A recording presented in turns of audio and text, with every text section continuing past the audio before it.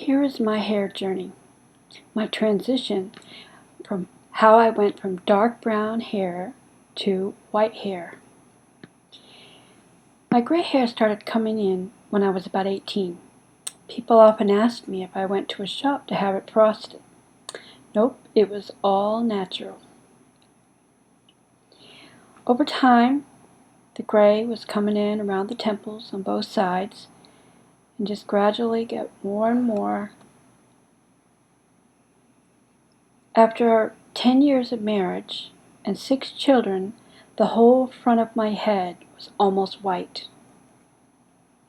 My hair was going gray and I was only in my 20s and 30s. I thought, I'm too young to have gray hair. I debated about coloring my hair for 3 years. But what pushed me to the bottle was a question posed to me by a woman. She asked me, "Do you have so much white hair because you've had a hard life? Is that what people thought?" I didn't want people to think that of me. Besides, I didn't want to look old while I'm raising my children.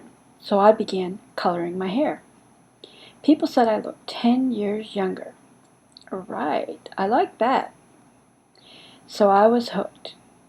I continued to color my hair for 20 years. I told myself, when I reach the age of 50, I will stop coloring it. But I could not stop. I didn't know how to go about making the transition. Do I bleach it? Do I go in periodically and get highlights? I did some investigation and I didn't like any of those methods because I was afraid it would destroy my hair. Well then, 3 of my children got married. First my daughter, and then my 4th son. They both got married in December, a week apart. Oh, that was crazy. And then, a few months later, my 3rd son got married. And a few months later, we got the exciting news that we were going to be grandparents. It's so interesting. Both of these couples married in the same month, and their babies, they were married within a week of each other, and their babies were born a week from each other.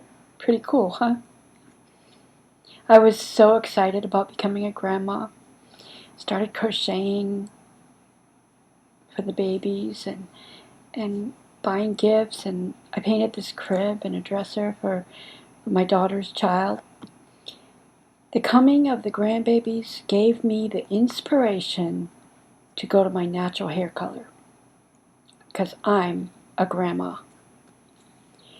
After considering all the options, I decided to grow it out but it's awkward to go from dark brown to white. There's such a contrast. So I compromised by coloring only the front of my hair, growing out the back. And to hide what was going on, I began wearing a wig. So I would color the front and pull the front in to blend in with the wig. And that's how I would hide what was happening under the wig. Here's my long wig. See how I pulled the front hairs with clips into the wig, so it gave me a natural hairline in the front. It fooled everybody. Nobody knew that it was different. The wig looked a lot like my hair, so nobody knew that I was wearing a wig. Well, wearing a long wig in the summertime got kind of hot, so I had to figure out ways to pin it up to get it off my neck. Then I went and bought another wig that was a little bit shorter, and this one was much softer, so when it touched my skin it didn't itch like the other one did. But still, as the summer got warmer, I still felt like I was too hot in a wig, so I went and got me a shorter wig. It's funny, everybody thought that I cut my hair. I just let them believe it. But it was nice to have a wig that kept the hair off my shoulders. When fall came, I kind of migrated back. I went to the medium wig, and then later I went to the long wig and wore that through the winter. Well, it was in late fall, late October actually, when the grandbabies were born, 1 week apart from each other. First, my daughter had her son. Isn't he cute? He's such a doll. I got to witness the birth. I got to be present at the birth. That was so special. And then, a week later, my son, who is a Marine, his wife is also a Marine, they had a little boy, and he is such a happy, jolly little one. I'm a grandmother. Twice in the same month. At Christmas, everybody came home, and I got to hold both of the babies at the same time. So I wore my wigs through the winter. When springtime came and the weather started getting warmer, and I was like, I am not going to go through another summer wearing a wig. I decided, okay, I'm done coloring. So I started to let the front of my hair fade out, and I started to let some of the whites, some of the roots show. When the front began to fade and it no longer blended in with the wig, it was time to put away the wigs and let people see what's going on under my head. So this is what my hair looked like when I stopped wearing the wigs. You can still see that I have a lot of dark color on the ends. And in the back, I have about 4 to 6 inches of white. And the front is just beginning to fade. The hardest part of transitioning is the very early months.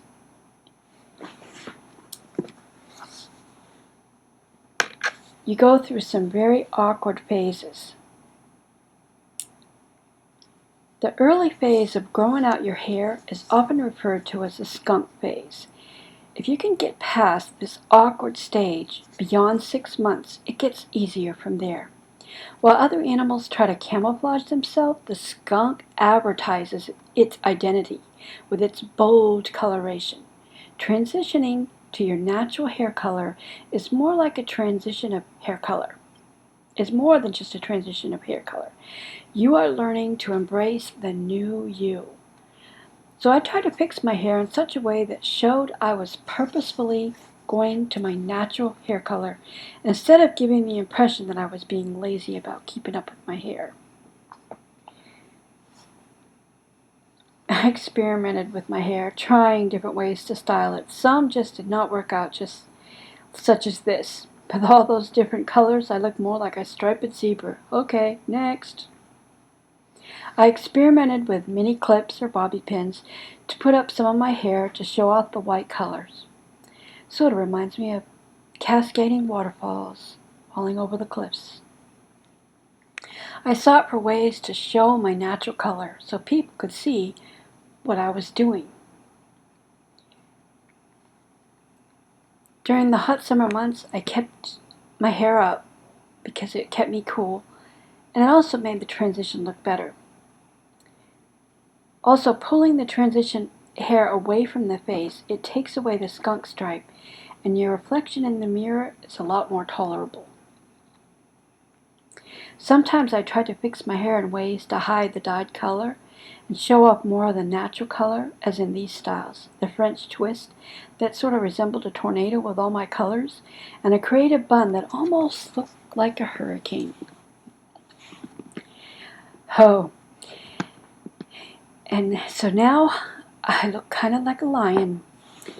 The coloring of a lion, how my hair is light on the top and it gradually gets a little lighter and it's still dark on the bottom. We call this the reverse ombre. Now the ombre look is one of the latest hair fashions, so I am right in style. It's just in a reverse order. Light colors on top and dark colors on the bottom. I added a white curly scrunchie to my accessories and play with it to see different ways that I could fix my hair using a scrunchie. I just kept playing with my hair, different ways to style my hair so that I would like my hair during my transition. I also shared these Facebook covers with my Facebook friends for two reasons. One, because I want people to know what I'm doing, and because it might be an inspiration to somebody else who's thinking about going to the natural color. So they can see that, hey, I'm not hiding it. I'm not ashamed of it. I'm proud of it. My journey is not over because I choose to keep my hair long, but I am enjoying the process. Now here's just a quick summary of my journey. The first two pictures of what my hair looked like before I started coloring. The next two pictures, how it looked. I colored it like a dark brown. Sometimes I would go golden brown, sometimes ash brown. Sometimes I actually would do black. So I kind of bounced around in those colors for a while. But I hid the transition for a full year, giving me a year's worth of growth in the back, which gave me about 6 to 8 inches of white. And then I had enough color, enough natural color showing that I was bold enough at that point to go ahead with my natural color and let the fronts to start fading. And so now I'm in the growing out phase, and I'm not finished yet, but I'm pleased with my decisions. Here I am with curlers in my hair because I've learned that heat, things like blow dryers, break my hair off. Curling iron turns my white hair yellow or brown, like scorches it. So I'm trying out some non-heat methods to curl my hair. I've tried different methods, but the one I like the best so far is the old-fashioned curlers that Grandma used to use. And since I'm going about the day with curlers in my hair, I put a scarf around my head so that I look somewhat fashionable. And then I took the curlers out in the evening, and the curls actually lasted for a good 3 days. They got a little bit more relaxed by the third day, but still, my hair holds curl very well. Well, anyways, thanks for watching, and please subscribe to get more updates.